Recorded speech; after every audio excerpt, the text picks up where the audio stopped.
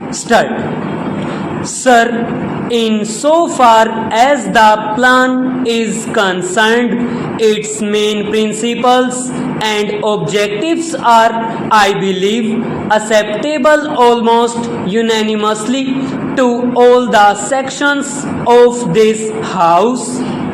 The main objective is that we must bring in a socialist society and not merely say what a socialist society is. And the plan has defined what its main objective or its main purpose in having a socialist society is. The main purpose is that whatever development we are going to do in this country, the object should be the socio-economic gain of the community as a whole in place of private profit. And secondly, sir, the whole pattern of development and the structure of the socio-economic relations should be so planned that they result not only in increasing the national income and the employment opportunities, but there should also be greater and greater equality in incomes. Sir, the other day a private member's resolution was being discussed in this House with regard to the fixation of a ceiling on incomes, and the Honorable Prime Minister happened to be present at that time. He very clearly defined what the object of such a move would be. The whole idea is that we must level up the society. That is to say, we must raise the income at the lowest level so that the disparities disappear. Of course, we must also bring about a reduction in those big incomes which are at the top, but that alone will not solve the problem at all. It has not solved the problem in any country at all.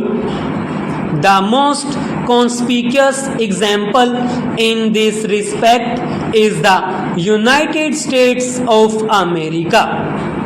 I believe in the recorded history of mankind, there is no country which has succeeded so amply in practically abolishing the exploited labor class. Today, there is no such exploited labor class in the country. The whole population from the very bottom has been elevated to a sort of middle class. I was told that even the cook in an Indian embassy comes in his car to do the work and then goes back in his own car. Here, even members of parliament cannot come in their own cars. There, even a sweeper comes in a car. That is the object which we should have. In merely getting rid of the few people at the top, we are not going to solve that problem. If we distribute what they have, it would not last for more than a day or two.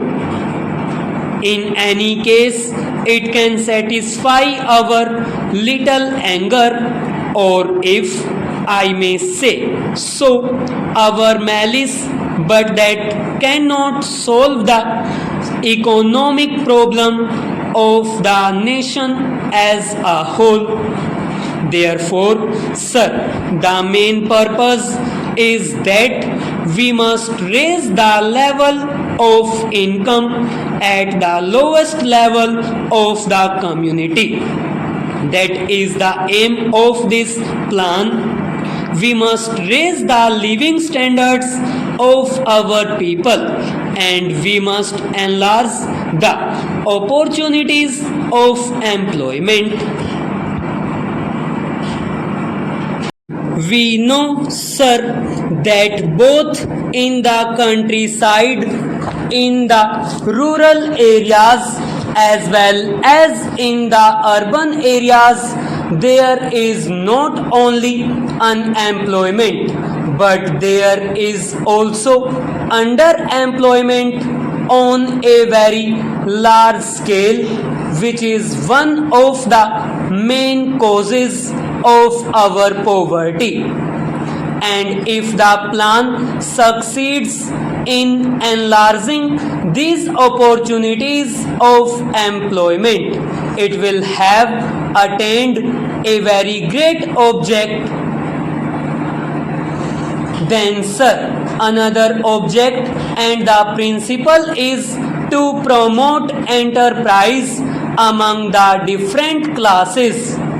Now, sir, the whole nation is not just on one level as it is in the case of France, Germany, or England. We are, if I may say so, a sort of multinational people. All sorts of communities are there. We have got the backward areas, we have got the scheduled tribes, we have got the scheduled castes, and certain communities have got an advantage over other communities, maybe for any reason or maybe due to the British period. There is, for instance, the Parsi community or the Marwadi community, whereas there are large sections of the people who have got no hand in the industries at all, who merely live on agriculture and are therefore on a very poor level.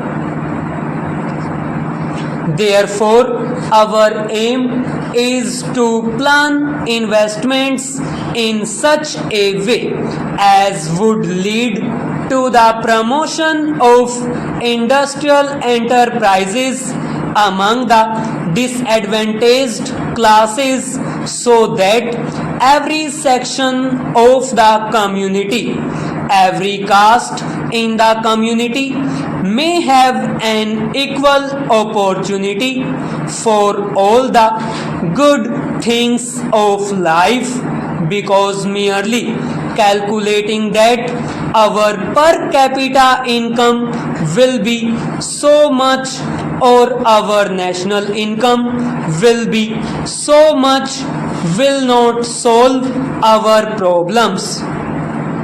What we want is that all the communities which have been at a disadvantage so far, for whatever may have been the historical reasons, should have equal opportunity to advance and better their conditions of life. Then all the jealousies between regions and regions, between classes and classes, and between caste and caste will go, and then we shall begin to feel that this commonwealth is a cooperative commonwealth in which all have a share, an equal share in these opportunities. then the object is that we must industrialize the country as quickly as possible with a great emphasis on heavy industries.